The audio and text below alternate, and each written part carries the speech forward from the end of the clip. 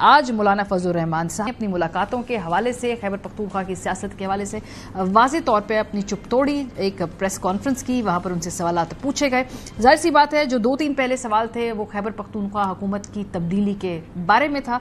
जो सबसे अहम सवाल था, सबसे पहला सवाल था, उसमें मौलाना साहब ने बड़ी इंटरेस्टिंग बात की। उन्होंने कहा कि तब्दीली आनी चाहिए है, लेकिन तहरीक इंसाफ के अंदर से तब्दीली आनी चाहिए। तहरीक इंसाफ अपनी जमात का खैबर पख्तूनख्वा में जो चेहरा है उसको तब्दील करे, यानी गंडापुर साहब को तब्दील करे। मेरी तरजीह ये हो कि तब्दीली आए, सूबे में तब्दीली आए, लेकिन अगर पीटीआई अक्सरियत में है तो पीटीआई के अक्सरियत के अंदर ही आए।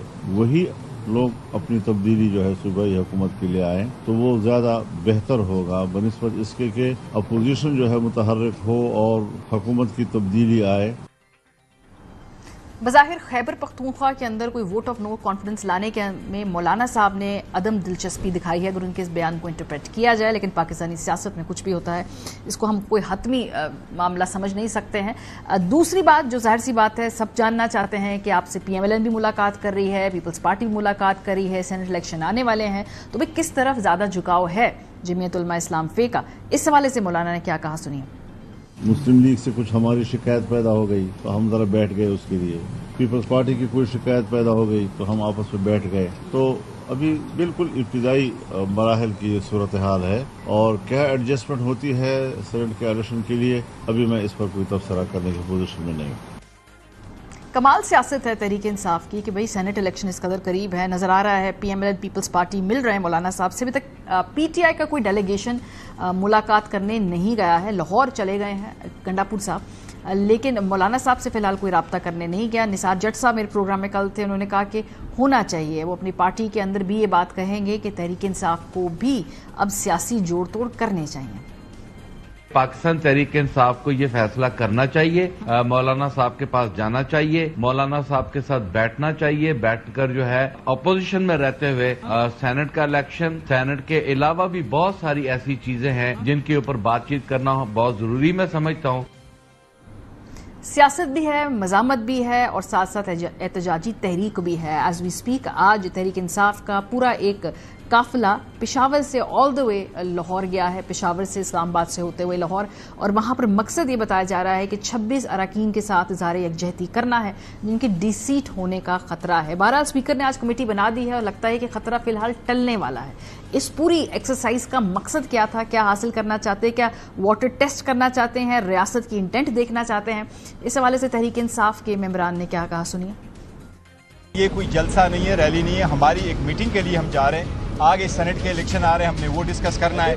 हमारी 26 पार्लियामेंटेरियंस जो MPAs है उनको सस्पेंड किया गया है, उनको भी असम्बली में हर सूरत आना है ताकि वो भी अपना वोट कास्ट करें वहाँ पर। तारीख का ऑलरेडी आगाज हुआ है, बट ये जलसा नहीं है, ये हमारी मीटिंग है पार्लियामेंट्री पार्टी। इसमें सिर्फ और सिर्फ हमारे तमाम पूरे पाकिस्तान के पार्लियामेंटेरियंस हैं और हमारे पख्तूनख्वा के जो मेयर्स हैं और लीडरशिप जो हमारी है उसके साथ हम मुशावरा के साथ एक मीटिंग कर रहे हैं जिसके अंदर हम ये फैसला करेंगे, क्योंकि हर जगह के हालात मुख्तलिफ हैं। तो मिलकर हमने एक ऐसा एक जामे एक बनाना है लाएमल कि हर एरिया को देख के, उसके हालात को देख के, उसके मुताबिक इंशाल्लाह हमने पूरे पाकिस्तान में तहरीक को उठाना है। अब तो 5 अगस्त तक हमने इसको ऊपर तक लेके जाना है।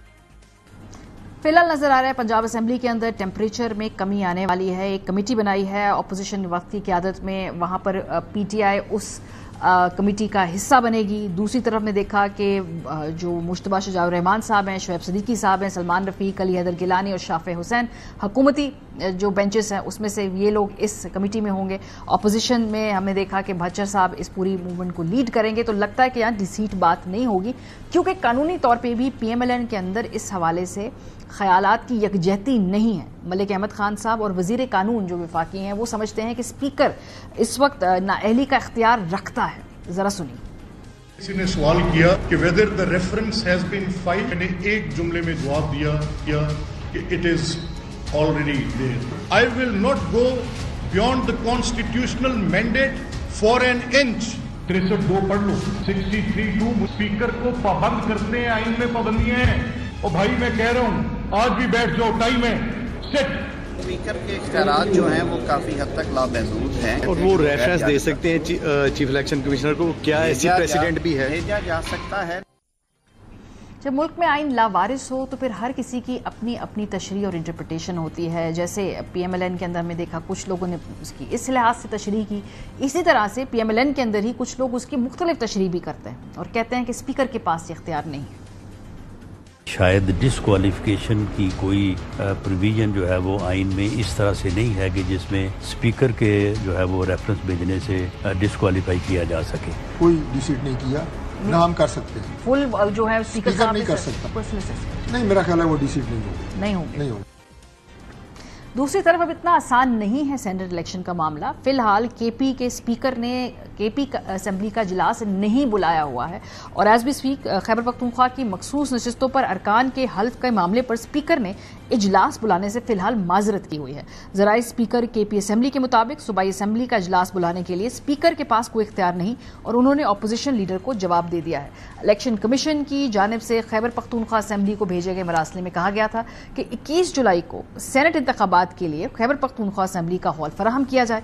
नून लीग के बहाल अरकान ने इलेक्शन कमीशन को खत में कहा है कि स्पीकर केपी असेंबली ने हल्फ के लिए इजलास बुलाने से इनकार कर दिया है, लिहाजा chief justice Peshawar high court को कहें कि वो हल्फ लेने के लिए किसी को नामजद करें।